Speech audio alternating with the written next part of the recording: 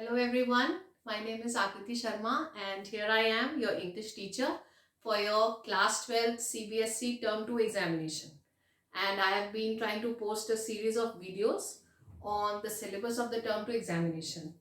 And we have started with this chapter, The Rat Trap. It's a prose chapter from your Flamingo book. And I have done a video on the author Selma Lagerlof and also the summary. And now we are doing the detailed explanation of the chapter. So as the chapter is very long compared to the other chapters, so I have divided this into parts. And हमने पहला वाला part कर लिया है and we are doing the second one. So just let me give you a brief idea about कितनी story निकल गई है. And okay, so I'll give you an idea about that. And तो ये जो story है The Rat Trap, आप नाम से देख सकते हैं, it's only about the a peddler. एक आदमी होता है जो वैगाबॉन्ड होता है, मतलब आवारा होता है. वो सड़कों पे चलते चलते ऐसी सड़क पे रहता है, होमलेस एंड जॉबलेस. तो जो पेडलर होता है वो, उसके बारे में है ये पूरी story. He is the protagonist of the story, the main character जो स्टोरी को आगे लेके जाता है. तो ये स्टोरी उसके बारे में है. And the story starts with his physical description कि कैसा दिखता है. बिल्कुल रैगेड तरीके से उसने अपने कपड़े पहने हुए हैं and his outward appearance is very shabby.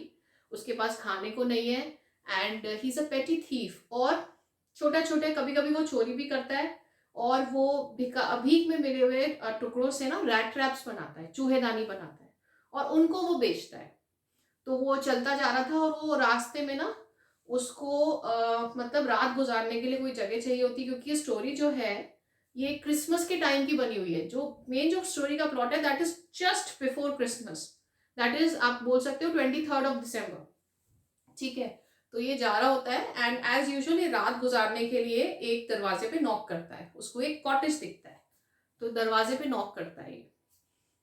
और सबसे इंपॉर्टेंट बात जो इसमें है, ये जो पेडलर है जब ये चलता रहता है ना, एमलेसली वॉन्डर करता रहता है, तो इसके दिमाग में एक ये अपनी एक एलिगरी बना लेता है, एक अपना मेटाफर जो स्टोरी का है वो इसी की थ्योरी है कि ये पूरी दुनिया एक रैट ट्रैप है. क्योंकि वो रैट ट्रैप्स के साथ रहता है, उसका जीवन उसी पे डिपेंड करता है, तो उसके दिमाग में थॉट आ जाता है. तो ये कोई बड़ी बात नहीं है, तो उसके दिमाग में थॉट आता है कि ये पूरी दुनिया एक रैट ट्रैप है. और ये जो दुनिया में जितनी अच्छी अच्छी चीजें हैं, like its riches, its joys, and all the worldly pleasures and materialistic things which the world has are all baits. क्या है ये हमें ल्योर करती है. जैसे हम चूहेदानी के अंदर रोटी का टुकड़ा डालते हैं या चीज डालते हैं चूहे को ललचाने के लिए, जिससे वो अंदर आए और उसमें बंद हो जाए उसको खाने के लिए. तो ये जो दुनिया के अंदर ये सारी चीजें हैं ना, ये सारी बेट्स हैं हमारे लिए. हम इनकी तरफ भागेंगे और फिर ये दुनिया जो है हमारे ऊपर अपना पिंजरा बंद कर लेगी, हम इसके अंदर ट्रैप हो जाएंगे. तो ये इसकी मेन आइडियोलॉजी है जो ये बना लेता है धीरे धीरे, living with the rat traps.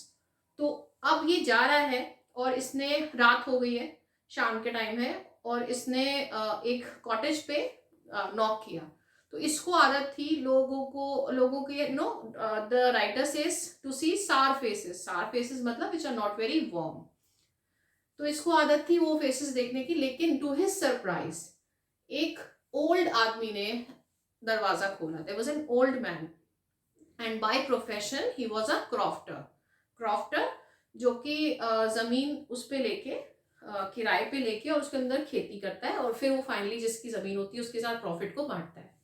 पर वो अकेला रहता था, उसकी कोई वाइफ नहीं थी, कोई चिल्ड्रन नहीं थे. तो ही वॉज वेरी हैप्पी कि कोई उसका अकेलापन बांटने के लिए आ गया है. तो उसने उसको बहुत प्यार से वेलकम किया, उसको टोबैको दिया, उसको अपना पॉरेज भी शेयर किया. फिर उसके साथ रात में मेयोलिस भी खेला. It's a Swedish card game. और उन्होंने बातें करी और फिर वो लोग सो गए. हाँ, एक इम्पॉर्टेंट चीज उसने क्या करी क्रॉफ्टर ने, कि उसने बताया कि अब मैं मतलब पूरा डे लेबर नहीं कर पाता हूँ, पूरे एक दिन का काम नहीं कर पाता हूँ लाइक फार्मिंग.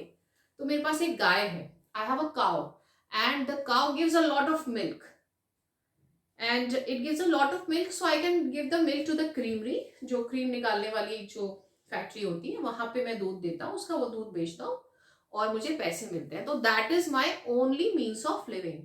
एंड उसने फिर क्या किया, जो उसकी पिछले महीने की कमाई थी, those were 30 krona. Krona is the Swedish currency. जैसे हमारे रुपीज होते हैं ऐसे वहां पे क्रोना होते हैं. तो उसने 30 क्रोना अपने पाउच उसका लटका हुआ था विंडो पे उसमें से निकाले और उसको दिखा दिए कि देखो ये सच में तुम बिलीव नहीं कर रहे हो, ये कमाई है मेरी, और फिर वापस रख दिए। अब पेडलर ने देख लिया कि इसके पैसे यहाँ पे रखे हुए हैं। अगले दिन वो सुबह उठ गया और पेडलर भी उठ गया क्योंकि वो उठ गया था। तो दोनों लोग घर से निकल गए, थैंक यू बोल दिया पेडलर ने और वो निकल गए।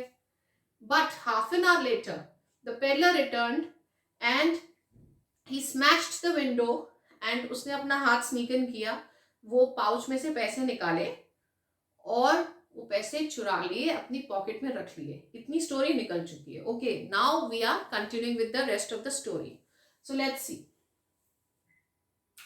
अच्छा, ये आप एक बार फर्स्ट वीडियो देखेंगे तो आपको पूरा डिटेल डिस्क्रिप्शन उसमें मिल जाएगा। Now let's start with the story ahead.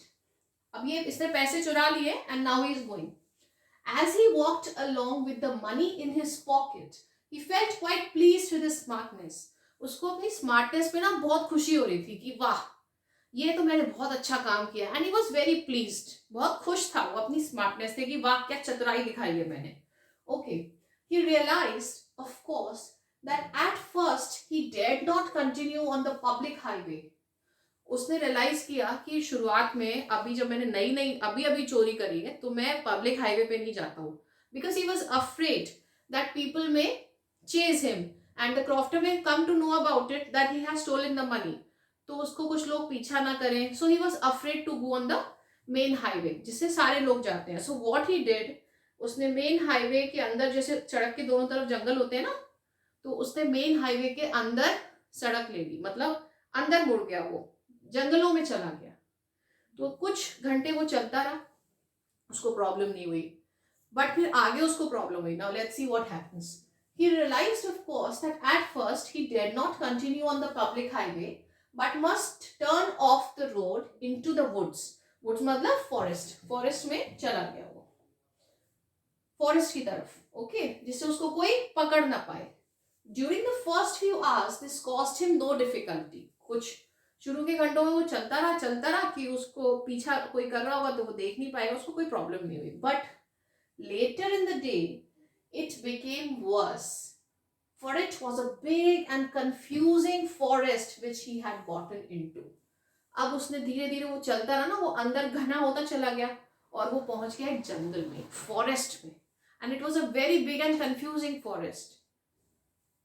उसने ये रियलाइज किया कि अब मैं फॉरेस्ट में पहुंच गया हूँ। He tried to be sure to walk in a definite direction, but the paths twisted back and forth so strangely.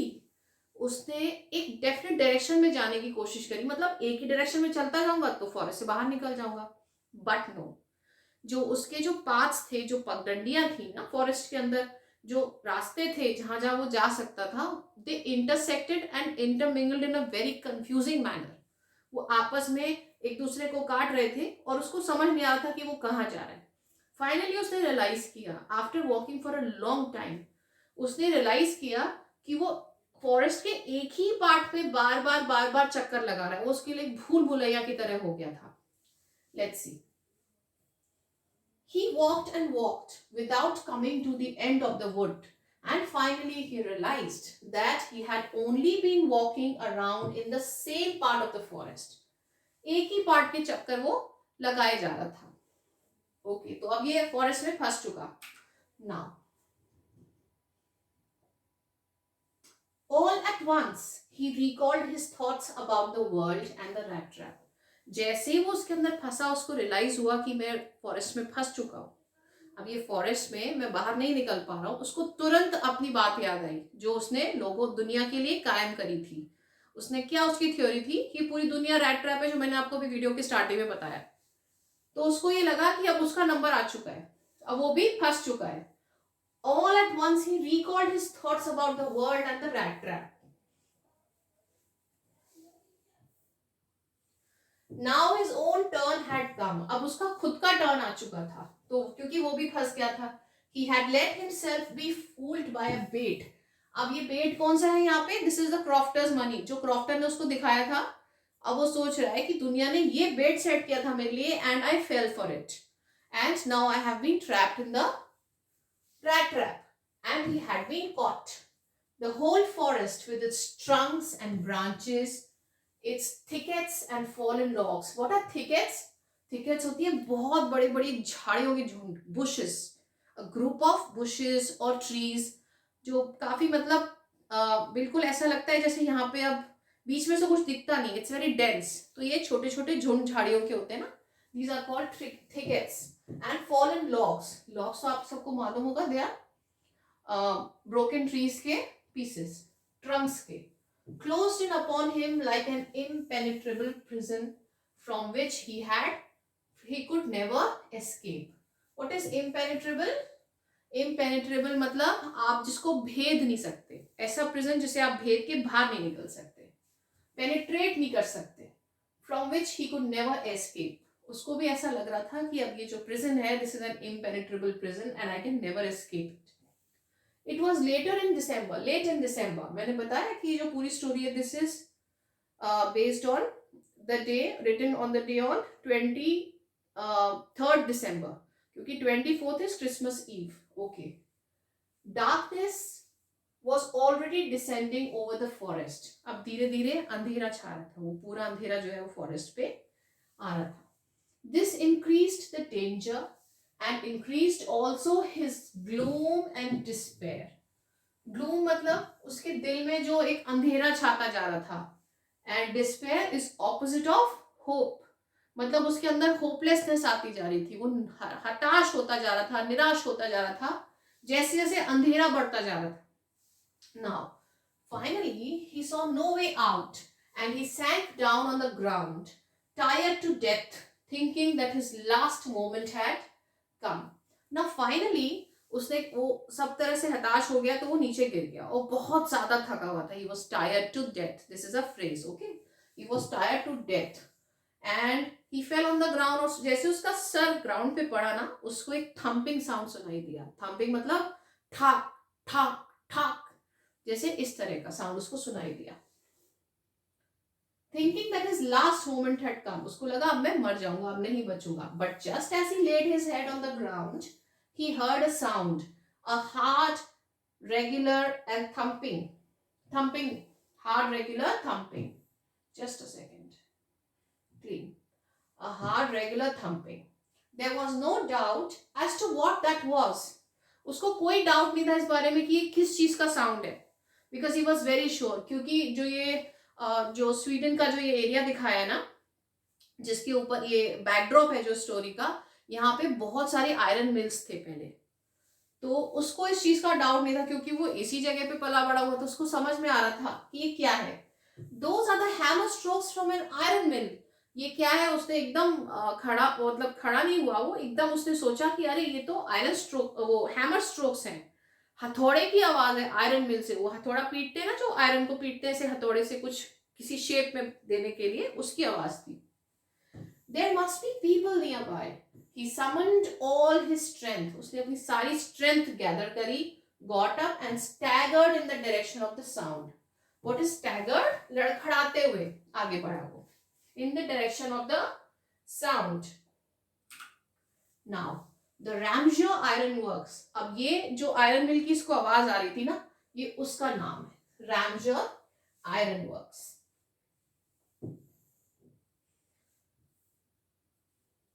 Which is now closed down. अब ये पूरी तरह से चालू नहीं था, पहले ये बहुत बड़ा था and it was a big iron mill, पर ये अब पूरी तरह नहीं था, अब इसके काफी सेक्शंस बंद हो चुके थे। अब यहाँ पे एक छोटा सा चल रहा था एक कमरे के अंदर। Which is now closed down was not so long ago a large plant. काफी टाइम पहले की बात नहीं थी, थोड़े टाइम पहले बहुत बड़ा लार्ज प्लांट था ये, with smelter, rolling mill and forge. अब ये जो स्टोरी का सेक्शन आया है ना, इसमें जो राइटर है Selma लैगरलॉफ, she explains about the different parts of the iron mill, जो आयरन मिल के अंदर होते हैं। अब ये आपको देखना है कि सारी जितनी भी ये वर्ड्स हैं, जितनी भी वोकैबुलरी है, सारी आयरन मिल की है। What is a smelter? Smelter is जहां पे आयरन को आयरन के ओर से अलग किया जाता है। साइंस समझ गए होंगे व्हाट इज एन ओर। जो मेटल होता है वो इम्प्योर फॉर्म में होता है उसके अंदर, तो अपने ओर से अलग किया जाता है, that is a smelter. Rolling में मेटल को रोल किया जाता है लंबी लंबी शीट्स में। एंड फॉर्ज, फॉर्ज क्या होता है, जहां पे आयरन को गर्म किया जाता है, भट्टी। Okay, Now, in the summertime, long lines of heavily loaded barges and scows. Barges and scows ये होते हैं मतलब बोट्स होती हैं एक तरह की, लेकिन इसमें कुछ नहीं होता है, बस एक कंटेनर जैसा होता है, आप समझिए। इट्स अ जैसे हम लोग अपनी वो होती है ना, ट्रेस होती है ना, ट्रेस बिल्कुल कंटेनर्स की तरह, ऊपर उनके कुछ भी नहीं होता है। आप समझो एक ट्रे को आपने तैरा दिया पानी में। They are very large and containers की तरह होते हैं, जैसे शिपिंग कंटेनर्स होते हैं उस तरह उसके अंदर सिर्फ और सिर्फ मटेरियल ही आता था। बेसिकली वो इसीलिए होते हैं। तो ये दोनों क्या है, वो ही चीजें हैं इस टाइप का, आप समझो। और इसमें ये सामान आता है, बस ये कुछ भी नहीं होता है इसके अंदर। इसके अंदर कभी बस अपनी मोटर लगी होती है, या फिर कभी इसको शिप्स खींचते हैं साथ में। Okay, slid down the canal which led to a large inland lake. तो बाजेस आते थे यहाँ पे, और स्काउ समर टाइम में। तो जो वहां पे इनलैंड लेक थी, एक छोटी सी लेक थी, कैनाल के थ्रू ये बाजेस और स्काउस जो है ना, ये रॉ मटेरियल लेके आते थे, चारकोल लेके आते थे। And in the winter time, the roads near the mill were black from all the coal dust which sifted down from the big charcoal crates. अब इसके अंदर से चारकोल लेके, जो ये बाजेस एंड स्काउस आते थे, इसके अंदर से चारकोल की क्रेट्स ले लेके सड़क के थ्रू, जहां पे ये आयरन मिल था, जो ये पेडलर को दिख रहा था, ये वहां पर ले जाते थे। तो the writer is trying to say कि जब ये ले जाते थे तो जो चारकोल होता था ना, उसके अंदर से वो उसकी डस्ट झड़ती थी, उसकी वजह से जो रोड है वो पूरी ब्लैक हो जाती थी। Now you will read it again, then you will understand. In the summertime, long lines of heavily loaded barges and scows slid down the canal which led to a large inland lake. And in the winter time में, the roads near the mill were black from all the coal dust which sifted down from the big charcoal crates. I hope you got it. Now, during one of the long dark evenings just before Christmas, मैंने आपको बताया ये just before Christmas की कहानी है। During one of the long dark evenings just before Christmas, the master smith and his helper sat in the dark forge near the furnace, waiting for the pig iron which had been put in the fire to be ready to put on the anvil. अब यहाँ पे दो लोग हैं, एक तो ये master है, where is the master? The master smith. ये मास्टर है और उसका एक हेल्पर है। ये दो लोग जो है बैठे हुए और यही काम कर रहे हैं, बाकी कोई नहीं है। तो ये the master smith and his helper is waiting for the pig iron to be ready to put on the anvil. Pig iron जिससे ये लोग कुछ बनाएंगे। एनविल क्या होता है? फ्लैट सा होता है जिसके ऊपर आप आयरन रख के गरम, और उसको हैमर से पीटते हैं जिससे वो किसी चीज की शेप ले ले। ओके स्मिथ, ये क्या होता है? लकड़, वो सॉरी लोहकार। This is a blacksmith. Okay. Sat in the dark forge near the furnace, waiting for the pig iron which had been put in the fire to be ready to be put on the anvil. Anvil मैंने आपको बता दिया, उस पे रख के वो पीटते थे। Every now and then, one of them got up to stir the glowing mass with a long iron bar. थोड़ी थोड़ी देर में उनमें से कोई उठता था और डंडे से उसको जो पिघला हुआ आयरन है ना, उसको हिलाता था फौज में। ग्लोइंग मास, क्योंकि जब आयरन बहुत हाई टेम्परेचर पे होता है कोई भी मेटल, तो वो ग्लो करता है, तो इसीलिए उसको बोला है glowing mass. With a long iron bar returning in a few moments, dripping with perspiration, क्योंकि वो भट्टी इतनी तेज उसमें आग होती थी ना कि जब वो हिला के आता था तो यूज्ड टू स्वेट प्रोफ्यूजली, बहुत ज्यादा उसको पसीना आ रहा होता था, इतनी देर में आ जाता था। दो as was the custom, he wore nothing but a long shirt and a pair of wooden shoes. लेकिन ये कस्टम था, एक होता है ना हर एक की अपनी एक ड्रेस होती है, एक कोई भी जिसका स्पेसिफिक काम होता है, तो ये कस्टम था उनके यहाँ। ये रिवाज था कि जो ये काम करते थे ना, ये लोग एक वेस्ट पहनते थे, लॉन्ग शर्ट पहनते थे और वुडन शूज पहनते थे, और कुछ नहीं पहनते थे ये। ठीक है। नाउ ये पूरा जो सीन है, ये राइटर ने फोर्ज आयरन मिल का सीन दिया है। तो ये आपको जो ये सारे वर्ड्स हैं इसमें दिए हुए, स्मेल्टर, रोलिंग मिल, फोर्ज, ये सारा आपको समझना पड़ेगा। Now all the time there were many sounds to be heard in the forge. तो जो फोर्ज जब चल रहा था, फोर्ज भट्टी, तो जो वो भट्टी थी ना, तो उसके अंदर बहुत सारी आवाजें आ रही थी एक टाइम पे, तो ऑब्वियसली बात है बहुत शोर हो रहा था. The big bellows groaned and the burning coal cracked. अब ये बिग बेलोज क्या है? What are big bellows? Just a second. ये बिग बेलोज हैं, जैसे हम देखा होगा आप लोगों ने, जो वो होता है ना, जिसपे हम रोटी पकाते हैं, चूल्हा. किसी भी आग के लिए, उसको जलाने के लिए हम फूकते हैं, फूकनी मारते हैं उसमें, फूकनी से फूकते हैं. तो अब ये तो फौज है, उसमें बहुत बड़ी भट्टी है, तो इसमें तो फूक नहीं मार सकते. तो ये जो इंस्ट्रूमेंट होता है बेलोज, इसमें एक पर्दा लगा होता है और दो इसमें हैंडल्स होते हैं. तो इसको ऐसे ऐसे करते हैं, तो इससे हवा जाती है अंदर एंड उससे आग ब्लो करती है. ओके. कोल कोल बेसिकली ब्लो करता है. ग्रोन्ड मतलब बहुत जोर जोर से आवाज आ रही थी उनकी.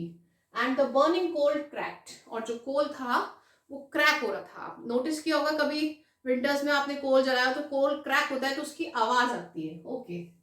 The fire boy shovelled charcoal into the maw of the furnace. तो जो ये जो फायर बॉय था, उसके साथ उसने शावल से लेके बहुत सारा चारकोल जो है वो फर्नेस की, जहां पे वो जल रहा था, फर्नेस जहां पे जलता आग जलती है, उसके पेट में डाल रहा था बहुत सारा. मॉ ऑफ द फर्नेस, उसके अंदर जो चारकोल का जो एरिया होता है जहां पे चारकोल डाला जाता है, वहां डाल रहा था. ऑब्वियसली क्योंकि आग बुझ ना जाए. With a great deal of clatter. Clatter excuse, clatter होता है मेटल की खनखन. क्योंकि वो डाल रहा था तो उसमें आवाज आ रही थी. Outside road the waterfall. उसके बाहर एक वाटरफॉल था, उसकी आवाज आ रही थी. रोड मतलब बहुत ज्यादा आवाज थी. And a sharp north wind whipped the rain against the brick tiled roof. और जो नॉर्थ विंड आ रही थी, नॉर्थ से जो हवा चल रही थी, वो क्या कर रही थी? बारिश भी हो रही थी वहां पे. The writer says whipped the rain against the brick tiled roof. जो वहां पे बारिश हो रही थी, जो नॉर्थ विंड आ रही थी, वो क्या कर रही थी? बारिश की बूंदों को विप कर रही थी, मतलब सटा रही थी. किससे? ब्रिक टाइल्ड रूफ से. वहां पे जो ब्रिक टाइल्ड रूफ थी उसकी तरफ. देखा होगा आप लोगों ने, जब बारिश होती है और हवा चलती है उस टाइम पे, तो आपको लगता है जैसे थपेड़ा सा आया है आपके ऊपर, रेन ड्रॉप्स का. तो वो ही यहाँ पे हो रहा था, लेकिन वो ब्रिक टाइल्ड रूफ के ऊपर हो रहा था. It was probably on the account of all this noise that the blacksmith did not notice that a man had opened the gate and entered the forge. इतनी सारी आवाज जो हो रही थी, जो ये फर्नेस की आवाज थी, क्लैटर था, बिग बेलोस की आवाज थी, और वाटरफॉल की आवाज थी, विंड की आवाज थी, और रेन की आवाज थी. इसी की वजह से जो ये आयरन स्मिथ और उसका हेल्पर था ना, ये पेडलर को आते हुए देख नहीं पाए. पेडलर ने दरवाजा खोला और तब तक नहीं देख पाए जब तक वो बिल्कुल उसके पास आके खड़ा नहीं हो गया. Okay. Did not notice that a man had opened the gate and entered the forge until he stood close up to the furnace. अब वो फर्नेस के पास क्यों खड़ा हुआ था? Because he was feeling cold. उसको गर्मी चाहिए थी. Okay. Now I think that is enough. Just a second. Okay. नहीं अभी है. या. Surely it was nothing unusual for poor vagabonds without any better shelter for the night to be attracted to the forge by the glow of light which escaped through the sooty panes. अब ये जो अंदर जो iron Smith और जो उसका helper था, उसके लिए कोई भी अनयूजुअल बात नहीं थी. बिकॉज ऐसे बहुत लोग आते थे जो वैगबॉन्ड्स थे, रोज कोई ना कोई आ जाता था और उनको शेल्टर के लिए जगह चाहिए होती थी, तो वो दे देते, कोई बड़ी बात नहीं थी. Surely it was nothing unusual for poor vagabonds without any better shelter for the night to be attracted to the forge. क्योंकि गर्मी भी थी और उनको अच्छा शेल्टर लगता था कि फोर्ज पे जाके बैठ जाते थे. By the glow of light which escaped through the sooty panes. जो विंडो की जो पेंस होती है वो सूटी हो गई थी. सूटी मीन्स उनके ऊपर चारकोल और जो कालिक थी ना, वो हो गई थी. क्यों? क्योंकि ऑब्वियसली बात है, अंदर काम हो रहा था, आयरन मिल की विंडोज थी, उनपे चारकोल तो और सूट तो आना ही था. Now and to come in to warm themselves in front of the fire. Fire is the main attraction for the vagabonds. जिनके पास कोई बेटर शेल्टर नहीं होता था, उनको गर्मी चाहिए होती थी. Now the blacksmith glanced only casually and indifferently at the intruder. जो ब्लैक स्मिथ थे उन्होंने बहुत कैजुअली देखा और इंडिफरेंटली की ठीक है आ गया होगा, उन्होंने कोई इंपॉर्टेंस नहीं दी उसको, क्योंकि उनका रोज का काम था, उन्हें मालूम था कोई ना कोई आता ही रहता है। He looked the way people of his type usually did, with a long beard, dirty, ragged, and with a bunch of rat traps dangling on his chest. अब उसने क्यों नहीं दी इतनी इंपॉर्टेंस? इसलिए भी नहीं दी क्योंकि जो आउटवर्ड अपीयरेंस थी वो बिल्कुल वैसी थी जैसे नॉर्मल इन जैसे लोगों की होती है। बियर्ड थी, कपड़े गंदे थे, डर्टी थे, रैग्ड थे, मतलब फटे हुए थे, and with a bunch of rat traps hanging dangling on his chest. उसने जो रैट ट्रैप्स थे ना वो अपने गले में डाल के रखता था, तो वो लटक रहे थे। तो ऑब्वियस सी बात है, it was not a very pleasing appearance. उन्होंने ज्यादा ध्यान नहीं दिया कि ठीक है आ रहा है, कोई दिक्कत नहीं है, बैठ जाएगा। Okay, now he asked permission to stay and the master blacksmith nodded a haughty consent. Haughty consent without honouring him with a single word. उसने कंसेंट अपनी परमिशन मांगी उसकी पूछने के लिए कि मैं यहाँ बैठ सकता हूँ, तो उसने बहुत ही एक हॉटी कंसेंट दी। Haughty is proud and he was not bothered. Now why does the writer say without honouring him with a word? क्योंकि अगर कोई आपसे इंटरेक्ट करने की कोशिश करता है और आप उसकी तरफ नहीं देखते तो basically it's an insult to that person जो आपसे कांटेक्ट करने की कोशिश कर रहा है। तो आप अगर किसी को बात करते हैं तो you give him respect, you honour him. इसीलिए उससे कहा कि उसने एक भी शब्द से उसको ऑनर नहीं किया।